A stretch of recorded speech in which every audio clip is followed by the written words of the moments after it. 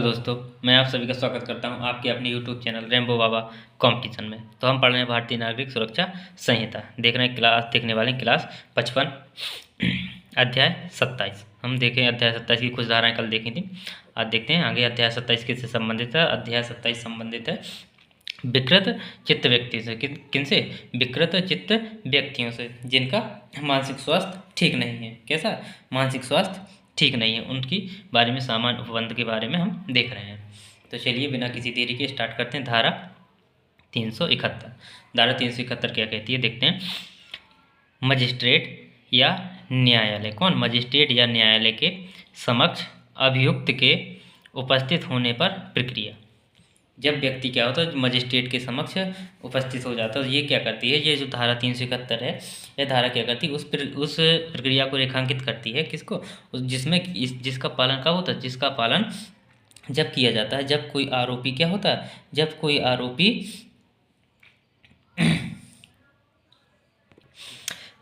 आरोपी को जब आरोपी पर कोई केस चले और जब मजिस्ट्रेट को ये लगे, क्या लगे, जब मजिस्ट्रेट को लगे कि कोई भी जांच या क्या करे, कोई भी परीक्षण जो है उसको क्या करना, आगे बढ़ाना है। क्या करना? उसको आगे बढ़ाना है, या उसको लगना, मजिस्ट्रेट को लगना चाहिए इसको आगे बढ़ाया जाना चाहिए, या क्या किया जाना चाहिए, जो आरोपी है उसको बचाव करने की क्षमता के आधार पर स्थगित करना चाहिए। किसको? कि उसको व्यक्ति को कैसे, उसको व्यक्ति को जो बचाव करने की उस पर क्षमता नहीं है, तो उस व्यक्ति इसलिए इस आधार पर रोक देना चाहिए कि उसमें बचाव करने की क्षमता आ जाए। अब ये बचाव करने की क्षमता कब आएगी, क्यों उसमें क्यों नहीं होगी बचाव करने की क्षमता? वो इस आधार पर कि यदि कोई व्यक्ति कैसा हो, मानसिक रूप से विकृत चित्त हो। कैसा हो? मानसिक रूप से, यदि आरोपी कैसा हो, मानसिक रूप से बीमार हो, क्या हो, मानसिक रूप से बीमार हो, तो उस प्रक्रिया को क्या करना, उस प्रक्रिया को क्या करना चाहिए। तो ये धारा 371 उसमें क्या कर बताती है कि उस प्रक्रिया को रोकना चाहिए। क्या करना चाहिए? रोकना चाहिए। कब तक रोकना चाहिए? जब तक कि वो व्यक्ति क्या हो,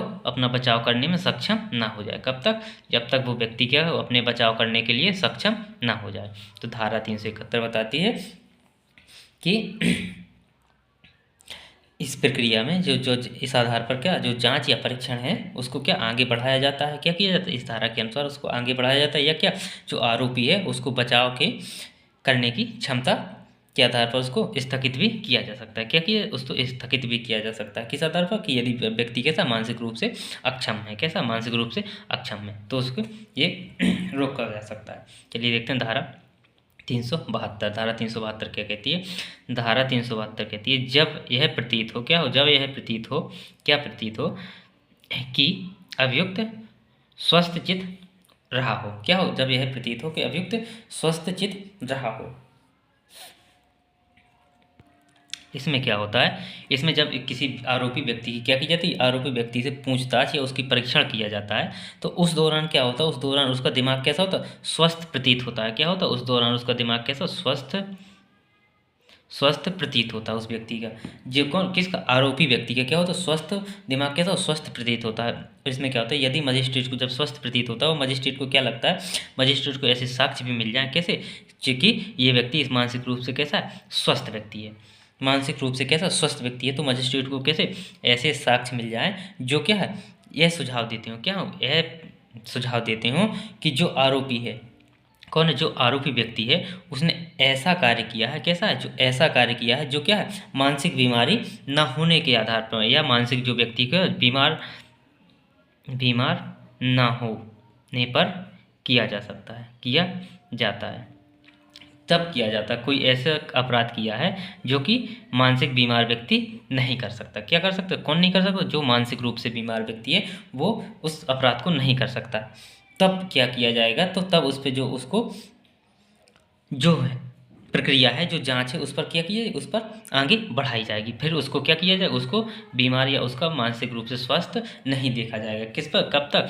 जब उसको क्या हो, जब मजिस्ट्रेट को लगने लगे या उसको क्या साक्ष्य मिल जाए, क्या मिल जाए, साक्ष्य मिल जाए कि वो व्यक्ति मानसिक रूप से स्वस्थ है। कैसा है? मानसिक रूप से स्वस्थ है। बल्कि क्या किया जा रहा है, ये कोर्ट को गुमराह करने के लिए क्या मानसिक रूप से अस्वस्थ बन रहा है। तो मानसिक कोर्ट को क्या साक्ष्य मिल जाए कि मानसिक रूप से स्वस्थ है, तो क्या करेगी कोर्ट, उस पर जो प्रक्रिया है, जो जांच है, वो उसी रूप से आगे बढ़ाएगी। क्या करेगी? उसी रूप से आगे बढ़ाएगी। चलिए देखते हैं, ये था धारा 372 में। देखते हैं धारा 373 में। धारा 373 क्या कहती है? धारा 373 में चित्त विकृत, कैसा? चित्त विकृत के आधार पर दोष मुक्ति का निर्णय।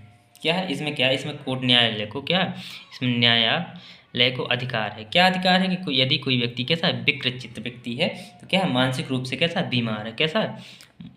मानसिक रूप से बीमार व्यक्ति है, तो क्या किया जा सकता है? उसको दोष मुक्त किया जा सकता है। यदि किसको? न्यायालय को लगे कोई व्यक्ति मानसिक रूप से बीमार है और किसी कारणवश उसको क्या है? अपराधी के लिए उसको बना दिया गया है, वो क्या है?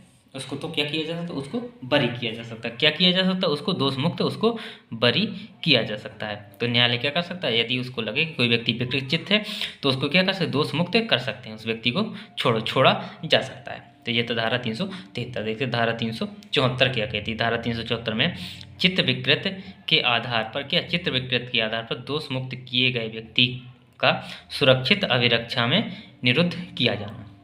जो धारा 373 में क्या किया? जो कोर्ट न्यायालय ने क्या किया? न्यायालय ने व्यक्ति को क्या किया? बरी किया था। किसके आधार पर? विकृत चित्त आधार पर किसी व्यक्ति को बरी किया था। तो उस बरी किए गए व्यक्ति को क्या किया जा सकता है? उसको सुरक्षा, किसकी? अभिरक्षा में सुरक्षित करने के लिए उसको किसमें? अभिरक्षा में रखा जा सकता है। क्या किया जा सकता है? उसको अभिरक्षा के, उसको हिरासत में, सुरक्षा के लिए किसमें? हिरासत में रखा जा सकता है। क्या किया जा सकता है? उसको हिरासत में रखा जा सकता है। तो ये धारा 374 बताती है कि जो व्यक्ति उसको क्या बरी किया गया, उसको हिरासत में भी क्या किया जाए? हिरासत में भी रखा जा सकता है। क्या किया जाए? हिरासत में भी रखा जा सकता है। अब देखते हैं धारा 375। धारा 375 क्या कहती है? भार साधक अधिकारी, क्या? भार साधक अधिकारी को कृत्यों का निर्वहन करने के लिए सशक्त करने की राज्य सरकार की शक्ति। अब इसमें राज्य सरकार क्या करती है? इसमें राज्य सरकार जो है वो राज्य सरकार शक्ति देती है। क्या? किसको शक्ति देती है? राज्य सरकार शक्ति देती है। किसको? जो प्रभारी अधिकारी होता है। कौन? जो प्रभारी अधिकारी होता है। कौन होता है? जो प्रभारी अधिकारी होता है, उसको क्या किया जाता है? जो राज्य सरकार है, प्रभारी अधिकारी को कुछ ऐसे कार्यों के लिए सशक्त बनने के लिए अधिकार देती है। कुछ ऐसे अतिरिक्त जो होते हैं, जो स्पेशल होते हैं, उनके लिए क्या करती है? सशक्त बनने का अधिकार देती है। जो किसको? जो केवल किसको प्राप्त होते हैं? जो प्राप्त होते हैं आमतौर पर किसको? जेल महानिरीक्षक को। किसको? जेल महानिरीक्षक को। किसको? जेल महानिरीक्षक को जो शक्तियाँ प्राप्त होती हैं वो किसको?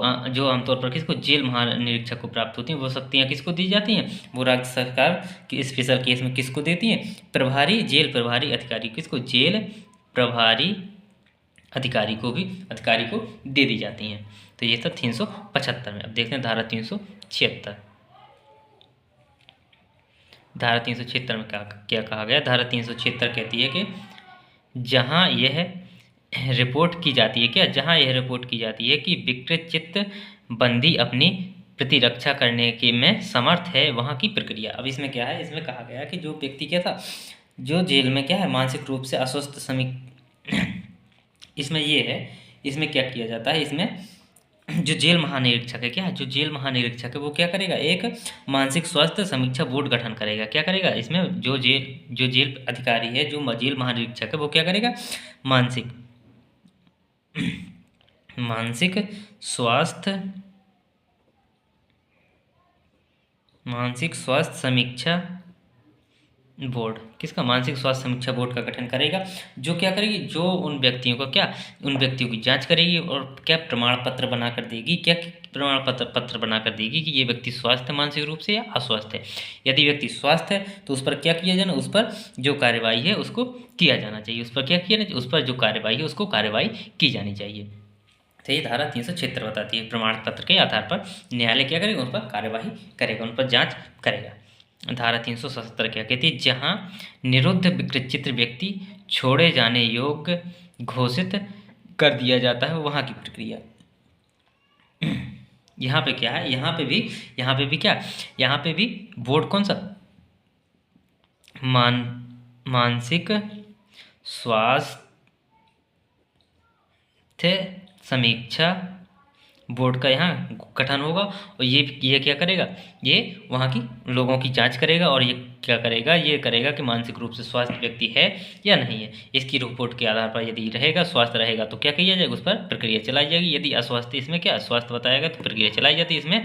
अगर मानसिक रूप से अस्वस्थ है तो उसको क्या बरी कर दिया जाएगा, क्या बरी कर दिया जाएगा, व्यक्ति को छोड़ दिया जाएगा। तो थैंक यू दोस्तों, क्लास अच्छी लगी तो प्लीज़ लाइक और सब्सक्राइब जरूर करिएगा। थैंक यू दोस्तों।